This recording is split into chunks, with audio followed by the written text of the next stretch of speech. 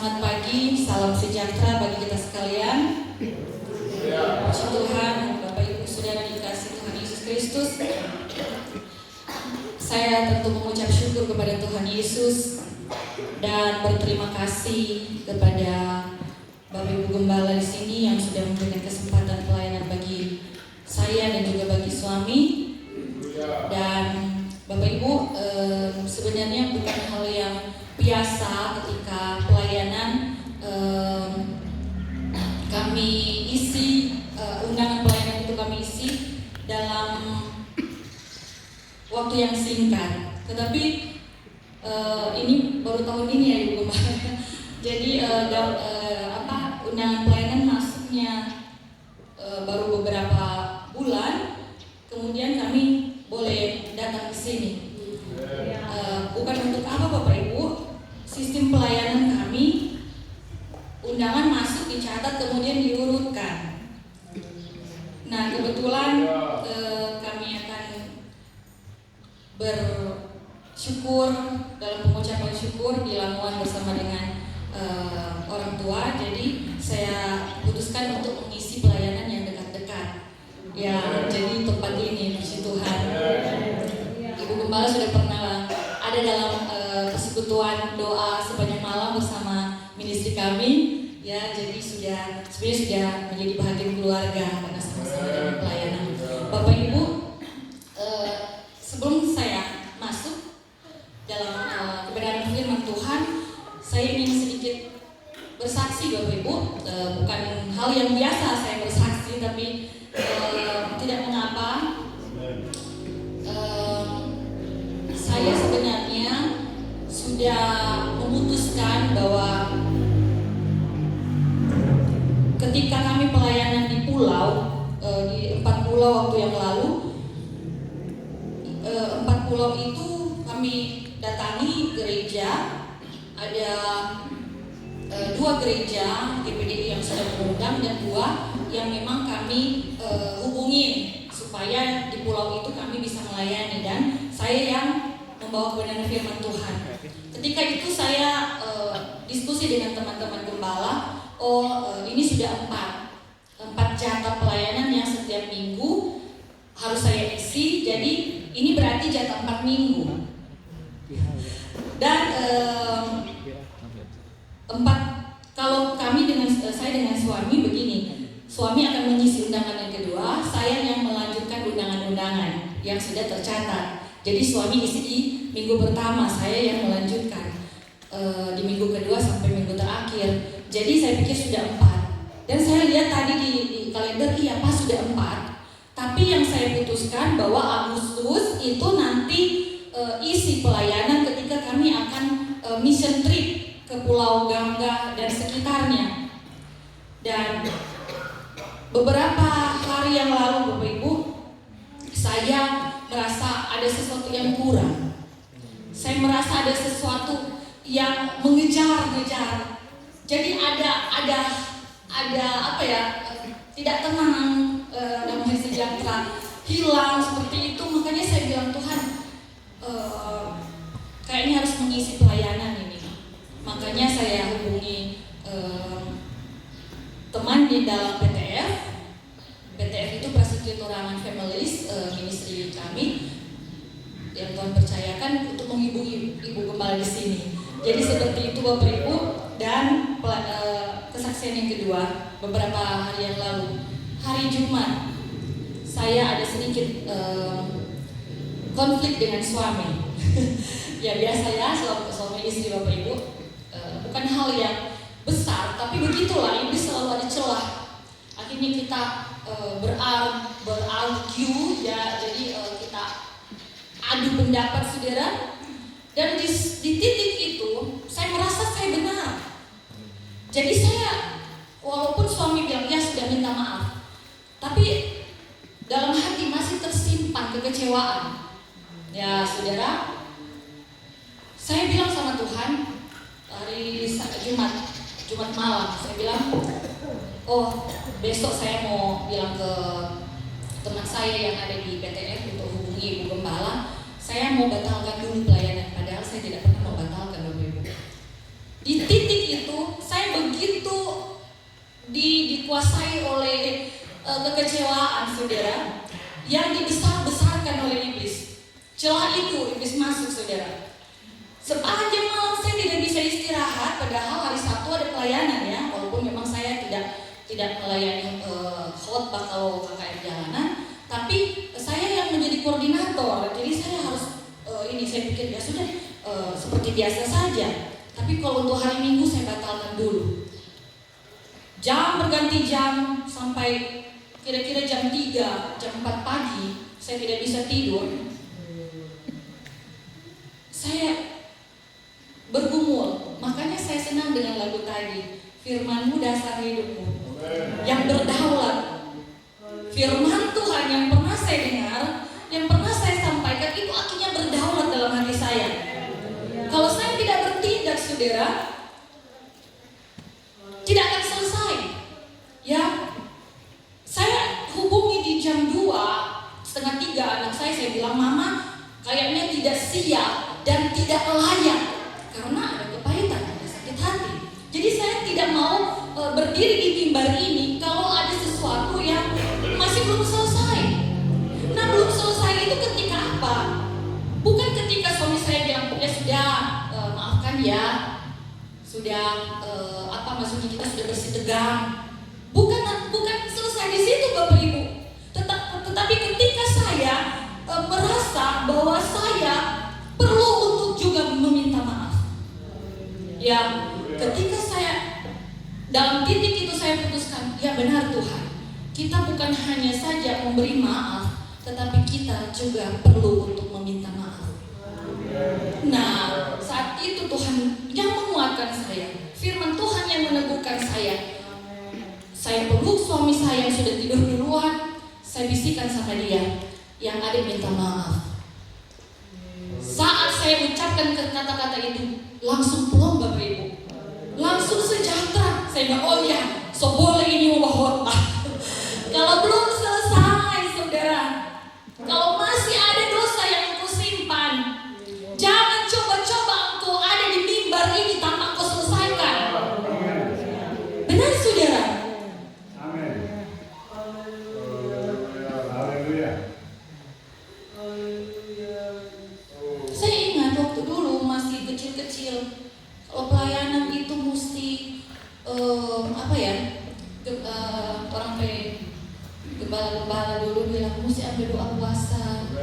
Nah saya akui, saya bilang, Tuhan, selama ini saya 1 minggu ini sibuk dan menyibukkan diri, lupa, memang berat, mesti menyangkal diri. Tetapi saya bilang sama Tuhan, ke depan saya mau lebih lagi untuk setia, untuk mau berkenan sesuai dengan kehendak Tuhan. Saudara di dalam Tuhan Yesus Kristus, makanya khotbah ini masih terlalu prematur. Tetapi saya percaya tidak ada kata prematur ketika Roh Kudus bekerja. Amin, saudara. Roh Kudus yang sudah bekerja kepada saya sehingga saya boleh menerima berkat lewat kebenaran firman Tuhan yang Tuhan bukakan, dan saya membagikan di tempat ini. Kita sedang bersyukur. Amin, saudara. Haleluya. Ada 2 atau 3 tema yang saya siapkan, akhirnya saya Tuhan bawa dalam tema yang berkaitan dengan pengucapan syukur. Puji Tuhan. Bapak Ibu, mari kita melihat di dalam 1 Tesalonika 5 ayat 18. Baru cuma ini jemaat-jemaat yang sudah lama, tahu ini. Oh ini ayat klasik. Tolong membaca sama-sama ya. 1 Tesalonika 5 ayat 18 tentang ucapan syukur, ayat yang begitu populer dalam hitungan yang ketiga. Yang sudah dapat katakan amin. 1 Tesalonika 5 ayat 18. 1, 2, 3. Mengucap syukurlah dalam segala hal, sebab itulah yang dikehendaki Allah di dalam Kristus Yesus bagi kamu. Katakan amin. Silakan. Terima kasih. Kita akan concern dalam 2 hal. Pertama, segala hal. Dan yang kedua, dikehendaki Allah. Ya. Pertanyaan, ya Bapak Ibu, mengapa kita akhirnya tidak bisa atau gagal mengucap syukur dalam segala hal? Bukan tidak pernah mengucap syukur atau tidak ada ucapan syukur, tetapi tidak bisa di dalam hal apa saja. Padahal firman Tuhan sudah kita baca, itulah yang dikehendaki Allah. Firman Tuhan ini tidak terbatas pada mengucap syukurlah, karena itu yang dikehendaki Allah. Ada kata yang harus kita concern, dalam segala hal. Saya beri judul firman Tuhan pada saat ini adalah dalam segala hal mengucap syukur. Saudari di dalam Tuhan Yesus Kristus, tadi sudah saya ajukan pertanyaan. Ada apa di dalam kehidupan saya dan saudara yang akhirnya kita gagal mengucap syukur dalam segala hal? Dan kita akan soroti 3 hal pada kesempatan ini. Saya bagikan 3 hal. 2 hal kita akan sama-sama periksa di dalam 2 Raja-Raja 5. Dalam 2 Raja-Raja 5 mulai ayat yang 1, yang pertama, 2 Raja-Raja 5 bisa ditampilkan Bapak Ibu. Kita perhatikan juga di teks yang berjalan. Saya baca dalam nada yang cepat, dalam bacaan yang cepat. Perhatikan pembacaan masing-masing dan juga yang ada di layar. Naaman ayat 1, Panglima Raja Aram adalah seorang terpandang di hadapan tuannya dan sangat disayangi, sebab oleh dia Tuhan telah memberikan kemenangan kepada orang-orang Aram. Tetapi orang itu seorang pahlawan tentara sakit kusta. Ayat 2, orang Aram pernah keluar bergerombolan dan membawa tertawan seorang anak perempuan dari negeri Israel. Ia menjadi pelayan pada istri Naaman. Berkatalah gadis itu kepada nyonyanya, sekiranya tuanku menghadap nabi yang di Samaria itu, maka tentulah nabi itu akan menyembuhkan dia dari penyakitnya. Jadi ada saat di mana orang Israel itu, kita ini juga diluaskan, diizinkan satu hal seperti hal ini. Jadi orang yang tidak percaya Tuhan akhirnya mendatangkan suatu masalah dalam kehidupan kita. Bahkan gadis ini tertawa, tetapi ketika dia melihat tuannya ini dalam keadaan yang sakit, dia bilang ada nabi yang bisa menyembuhkan. Ayat yang keempat, lalu pergilah Naaman memberitahukan kepada tuannya, katanya begini dan beginilah dikatakan oleh gadis yang dari negeri Israel itu. Maka jawab Raja Aram, baiklah pergi, mengirim, dan aku akan mengirimkan surat kepada Raja Israel. Lalu pergilah Naaman dan membawa sebagai persembahan 10 talenta perak dan 6.000 sikal emas dan 10 potong pakaian. Ia menyampaikan surat itu kepada Raja Israel yang berbunyi, sesampainya surat ini kepadamu, maklumkanlah kiranya bahwa aku menyuruh kepadamu Naaman pegawaiku supaya engkau menyembuhkan dia dari penyakit kustanya. Segera sesudah Raja Israel membaca surat itu, dikoyakkanlah pakaiannya serta berkata, Allahkah aku ini yang dapat mematikan dan menghidupkan, sehingga orang ini mengirim pesan kepadaku supaya kusembuhkan seorang dari penyakit kustanya. Tetapi sesungguhnya perhatikanlah dan lihatlah, ia mencari gara-gara terhadap aku. Ayat 8, segera sesudah didengar Elisa abdi Allah itu bahwa Raja Israel memuliakan pakaiannya, dikirimnyalah pesan kepada Raja bunyinya, mengapa engkau memuliakan pakaianmu? Biarlah ia datang kepadaku supaya ia tahu bahwa ada seorang nabi di Israel. Kemudian datanglah Naaman dengan kudanya dan keretanya, lalu berhenti di depan pintu rumah Elisa. Ayat 10, Elisa menyuruh seorang suruhan kepadanya mengatakan, pergilah, mandi 7 kali dalam sungai Yordan, maka tubuhmu akan pulih kembali sehingga engkau menjadi tahir.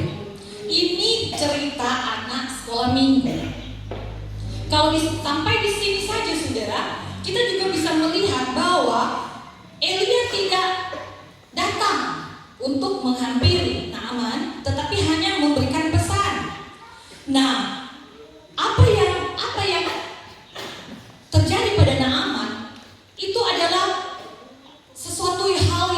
sudah biasa terjadi pada saya dan saudara. Ya. Mengapa kita tidak bisa mengucap syukur dalam segala hal? Pertama, kita akan melihat bahwa ada ekspektasi manusia yang menggagalkan kita mengucap syukur dalam segala hal. Pertama, ekspektasi manusia. Ekspektasi apa itu? Ekspektasi adalah keyakinan, harapan, keinginan, atau prediksi seseorang tentang sesuatu yang akan terjadi. Ini kita bisa lihat di dalam ayat selanjutnya, 2 Raja-Raja 5 ayat 11. Tetapi pergilah Naaman dengan gusar sambil berkata, aku sangka bahwa setidak-tidaknya ia datang keluar dan berdiri memanggil nama Tuhan Allahnya, lalu menggerak-gerakkan tangannya di atas tempat penyakit itu, dan dengan demikian menyembuhkan penyakit kustaku. Saudara perhatikan ini. Ini sebenarnya juga umum untuk menjadi pikiran saya dan saudara. Ada harapan-harapan, keinginan-keinginan kita tentang sesuatu yang akan dilakukan kepada saya dan saudara. Ya, dia punya ekspektasi bahwa nabi ini akan menumpang ke tangan. Itu umum terjadi. Tetapi kenapa malah disuruh untuk pergi mandi di Sungai Yordan? Sekarang menjadi tren atau menjadi viral bahwa mujizat-mujizat itu ditampilkan secara spektakuler, Bapak Ibu. Ya, banyak diburu kesembuhan-kesembuhan dan menjadi fenomena akhir zaman yang dicari atau yang menjadi sensasi. Hebat kan ya? Tumpang tangan, gerak-gerakan, sembuh. Memang itu bisa terjadi. Tetapi saudara, ketika kita berdasarkan kepada ekspektasi manusia kita, dan kalau itu tidak terjadi, seperti halnya juga Naaman. Ayat bilang ini, dia pergi dengan apa? Gusar, Bapak Ibu. Nah, saudara di dalam Tuhan Yesus Kristus, ini bahagian pertama bahwa ketika kita punya ekspektasi yang didasarkan oleh kemauan kita, harapan kita, keinginan kita, nanti kalau tidak sesuai, kita akan kecewa. Itu yang membuat kita tidak bisa mengucap syukur dalam segala hal. Yang kedua, mengapa kita tidak bisa mengucap syukur dalam segala hal, Bapak Ibu? Ya, karena ada persepsi atau penilaian manusia yang lebih kita pentingkan. Persepsi ini bicara tentang kita menilai setelah melihat atau merasakannya. Jadi penilaian kita setelah kita melihat atau merasakannya. Ayat 12, perhatikan baik-baik. Di sana Naaman bilang, bukankah Abana dan Parpar, sungai-sungai Damsik, sungai-sungai mereka lebih baik dari segala sungai Israel, dalam hal ini sungai Yordan. Yordan itu kotor, Bapak Ibu. Saya pernah ke sana dengan suami. Kotor. Jadi kalau dipikir secara manusia, masih ada tempat yang lebih bersih. Ya, masih ada tempat saya. Kenapa pergi ke tempat yang kotor dan punya orang lain lagi? Itu kan saya dan saudara, cara kita menilai, persepsi kita.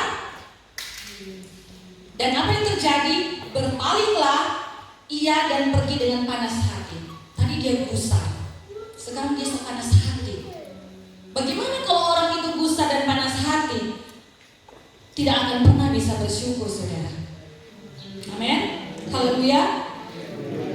Manusia itu ketika dia punya persepsi, dia cenderung membanding-bandingkan satu dengan yang lain. Dia akan melihat orang lain itu lebih baik dari dia. Dia melihat orang lain lebih kaya dari dia. Atau sebaliknya, saudara. Ya. Dia tidak bersyukur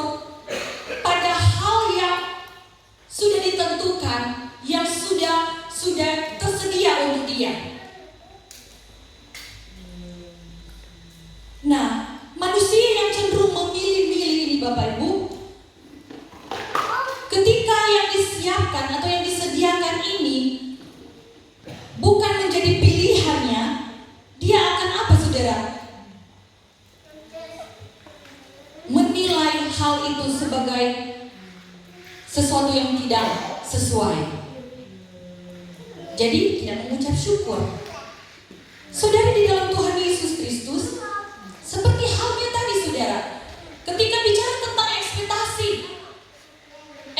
yang terlalu tinggi, ya, padahal kadang Tuhan bekerja dengan cara-cara yang sederhana, ya, Tuhan bekerja dengan hal-hal yang kecil, seperti suami tadi bilang, misteri saudara, tidak disangka-sangka.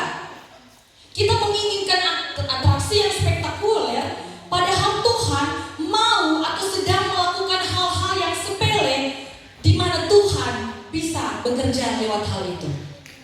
Jadi dalam hal yang apa? Ekspektasi kita, persepsi kita betul-betul harus diubahkan supaya kita bisa mengucap syukur dalam segala hal.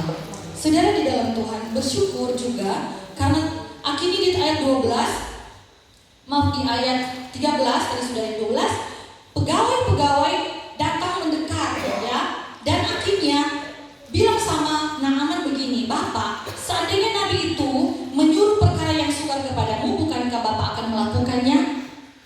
Jadi sebenarnya saudara, di sini adalah bagaimana kita terlalu menentukan sesuatu itu terjadi dengan cara kita, dengan apa yang ada kita yakini, sehingga seolah-olah membatasi Tuhan bekerja. Saudara, ayat 14 dia turun, kemudian kita melihat ini intinya kesembuhan bisa terjadi, maka turunlah ia membenamkan dirinya 7 kali dalam sungai Yordan sesuai dengan perkataan abdi Allah itu. Kalau kita mampu mengendalikan diri kita, tidak hanya mau kita dituruti atau keinginan kita yang harus dilakukan, tetapi kita melakukan sesuai dengan kehendak Tuhan, percayalah, mujizat Tuhan bisa terjadi. Amin, saudara.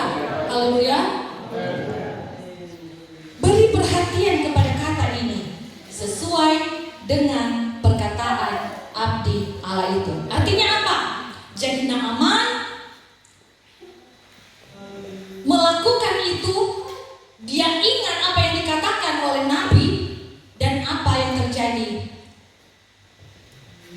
Dia mengabaikan ekspektasi dan persepsinya, karena dia sudah lakukan sesuai dengan perkataan Nabi. Apakah saya dan saudara juga demikian, saudara? Ya, kita harus mampu bertindak dan harus ada juga menjadi orang-orang yang saling mengingatkan. Dan kalau saya boleh ada di sini untuk menyampaikan kebenaran firman Tuhan ini adalah bagian untuk mengingatkan saya dan saudara. Ya saudara, amin saudara. Maka kita akan bisa mengucap syukur di dalam segala sesuatu. Tadi dia membawa persembahan. Kalau dia tidak lakukan apa yang dikehendaki oleh Nabi, sesuai perkataan Nabi, dia tidak sembuh kan? Pasti dia akan kasih persembahan. Tapi kalau kita melihat ayat 15, kemudian kembalilah ia dengan seluruh pasukannya kepada abdi Allah itu. Setelah sampai, tampillah ia kepada Elisa dan berkata, sekarang aku tahu bahwa di seluruh bumi tidak ada Allah kecuali Israel. Karena itu terimalah kiranya suatu pemberian dari hamba-Mu ini. Jadi direalisasikan rasa syukurnya. Amin saudara. Tidak jadi batal mengucap syukur, karena dia sudah singkirkan ekspektasi, dia sudah singkirkan persepsinya. Dia mau ikut apa kata Nabi Elisa. Saya dan saudara, mari kita mengikuti apa kata Tuhan. Amin. Haleluya.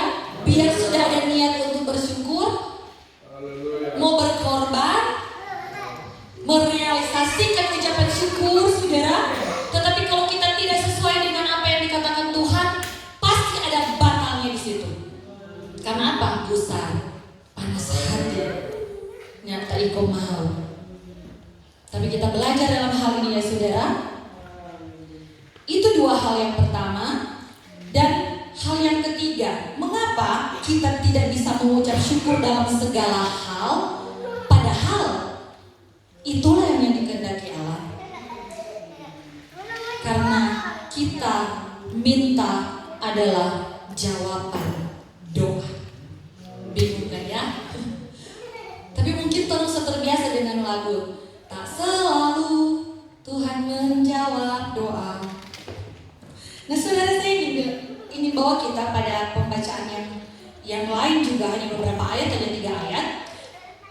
Tadi dalam perjanjian lama kita melihat perjanjian baru apa yang Paulus katakan di dalam 2 Korintus 12 ayat 7, 8 dan 9. Dan supaya 2 Korintus 12 ayat 7 mulai. Dan supaya aku jangan meninggikan diri karena pernyataan-pernyataan yang luar biasa itu, maka aku diberi suatu duri di dalam dagingku, yaitu seorang utusan iblis untuk mengocok aku, supaya aku jangan meninggikan diri. Jadi ayat sebelumnya Paulus itu diberikan suatu penglihatan ya saudara. Dia bisa naik ke tingkat sorga, ya, suatu penghargaan yang luar biasa. Dan ketika pernyataan-pernyataan yang luar biasa itu dia boleh alami, ternyata ada suatu duri di dalam daging. Banyak yang menafsirkan itu sakit, ada yang menafsirkan bahwa rancangan-rancangan jahat, apapun itu saudara. Ini adalah bahagian dari kuasa kegelapan yang mengganggu dia. Diizinkan oleh Tuhan supaya apa kata dari Rasul Paulus, supaya aku jangan meninggikan diri. Ini hal penting, ya. Harus ada ucapan syukur ketika kita mengalami sebuah penderitaan, sebuah kesesakan, sebuah hal yang tidak menyenangkan. Ada maksud apa Tuhan? Seperti Rasul Paulus yang bisa menyadari, supaya apa? Supaya dia tidak meninggikan diri dengan pernyataan-pernyataan yang luar biasa, supaya kita tidak meninggikan diri, kita menjadi sombong dengan semua berkat-berkat Tuhan, pengalaman-pengalaman yang luar biasa yang kita nikmati. Kadang-kala Tuhan izinkan hal yang tidak mengenakan, duri dalam daging. Belajar mengucap syukur. Ya. Ayat yang ke-8, tentang hal itu sudah 3 kali. Tentang hal itu aku sudah 3 kali berseru kepada Tuhan supaya utusan iblis itu mundur daripadaku. Saya pernah bawa renungan firman Tuhan yang judulnya setiap kali Tuhan berkata tidak. 3 kali dia minta berdoa pada Tuhan supaya itu tidak terjadi duri dalam daging, itu tidak ada lagi. 3 kali Tuhan bilang tidak. Karena ayat yang ke-9 bilang, tetapi jawab Tuhan kepadaku, cukuplah kasih karuniaku bagimu, sebab justru dalam kelemahanlah kuasaku menjadi sempurna. Sebab itu terlebih aku bermegah. Kita ganti dengan terlebih aku mengucap syukur, terlebih aku bersyukur atas kelemahanku, supaya kuasa Kristus turun menaungi aku. Amin saudara. Haleluya. Dalam hal kita minta jawaban doa tidak kita terima, ada maksud apa Tuhan dalam kehidupan kita?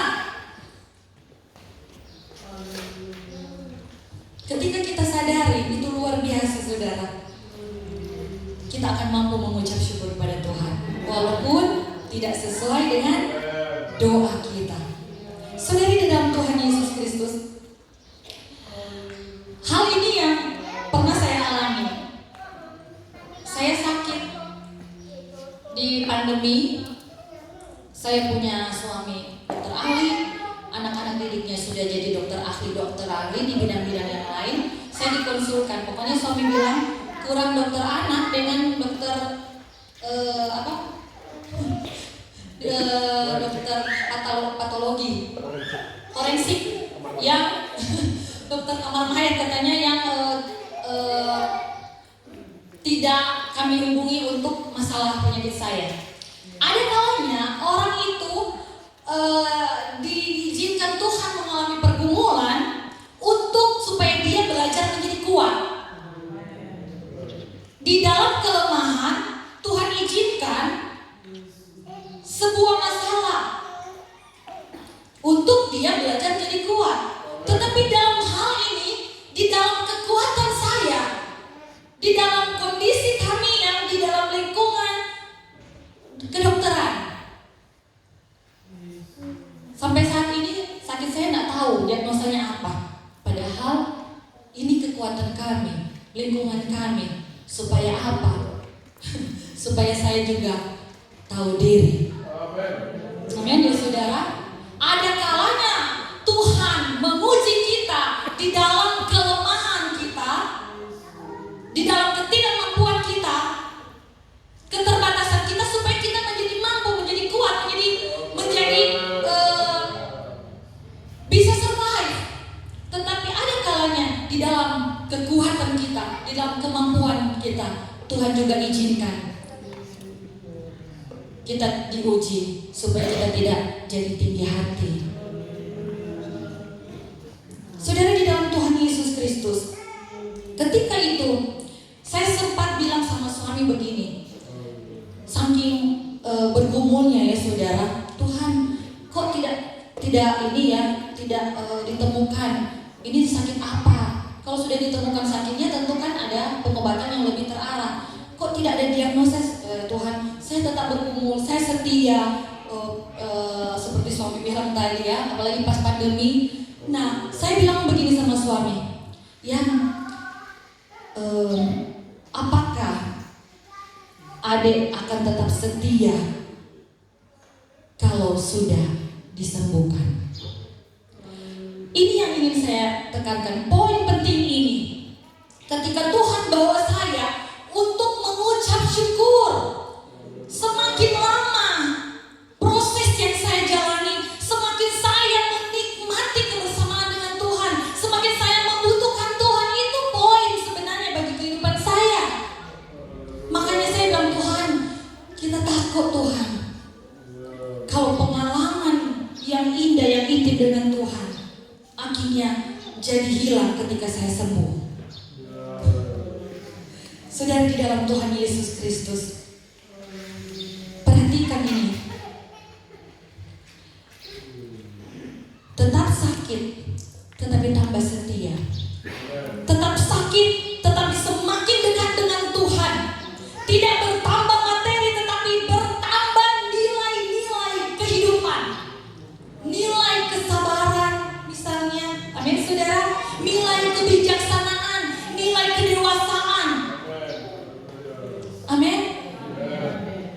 Apakah kita tidak menyadari itu saudara? Coba pikirkan dalam kehidupan saya dan saudara. Mungkin ada hal-hal yang Tuhan tidak jawab sesuai dengan apa yang kita doakan kepada Tuhan.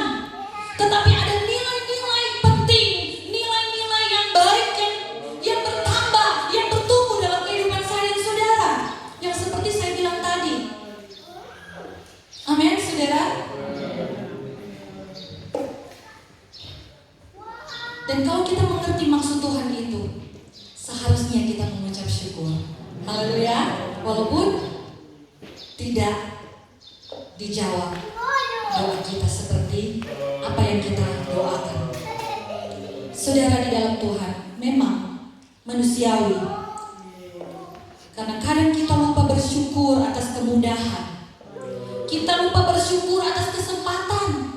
Kita juga lupa bersyukur atas ide-ide yang Tuhan berikan kepada kita. Kita juga mengabaikan pengalaman.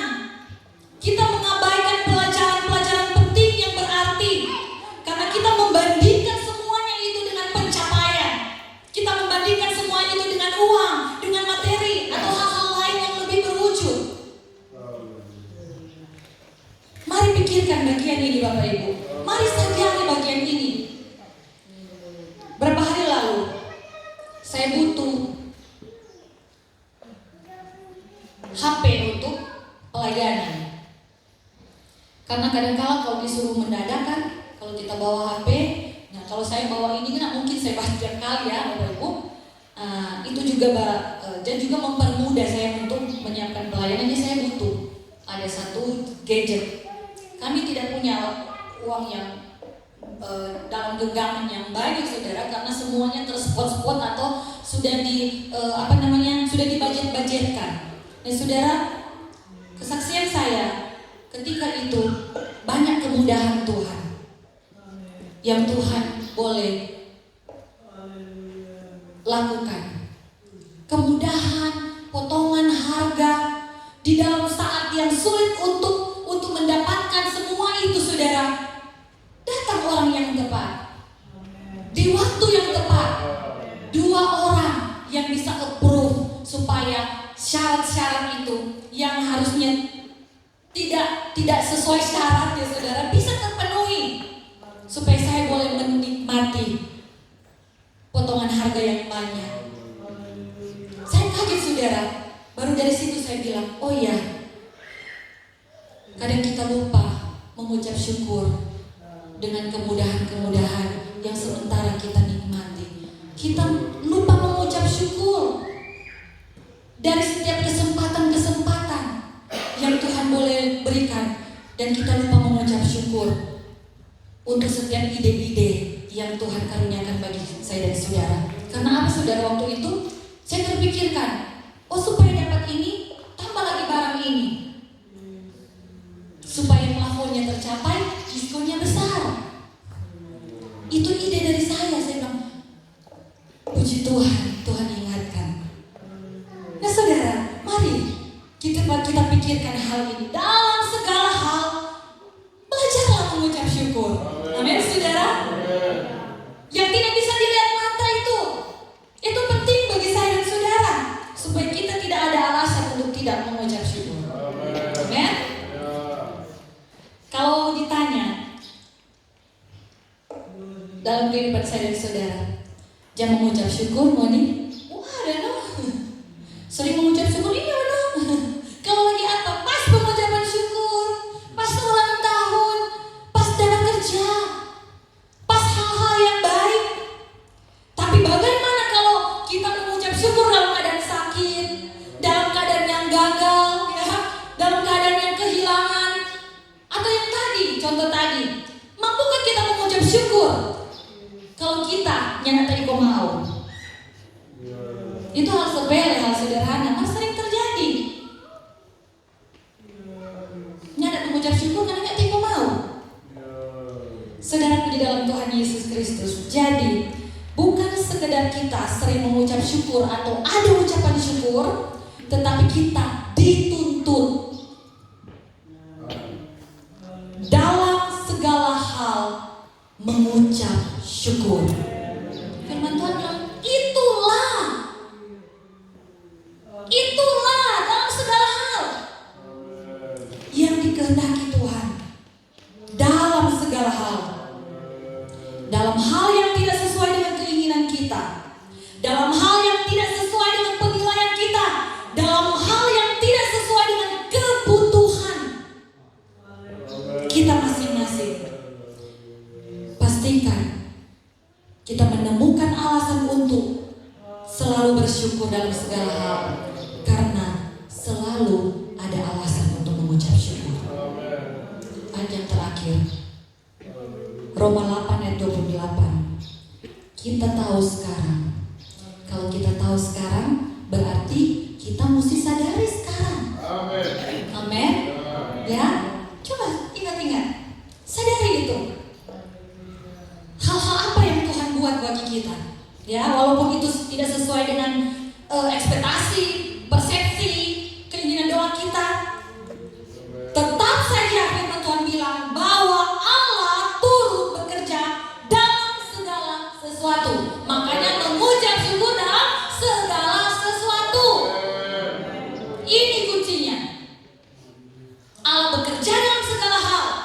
mengucap syukur dalam segala hal. Allah bekerja dalam segala sesuatu. Kita mengucap syukur dalam segala sesuatu. Amin. Haleluya. Untuk apa? Mendatangkan kebaikan bagi mereka yang mengasihi Dia, yang dengar apa Tuhan dah bilang, yang dengar apa yang Tuhan kehendaki, yang lakukan itu. Mereka yang terpanggil, kata firman Tuhan. Apa ini? Sesuai dengan rencana Allah. Haleluya. Puji Tuhan. Haleluya. Muliakan Tuhan. Kita bersyukur untuk kebenaran firman Tuhan. Tuhan Yesus memberkati. Saya kembalikan kepada penanggung jawab. Haleluya.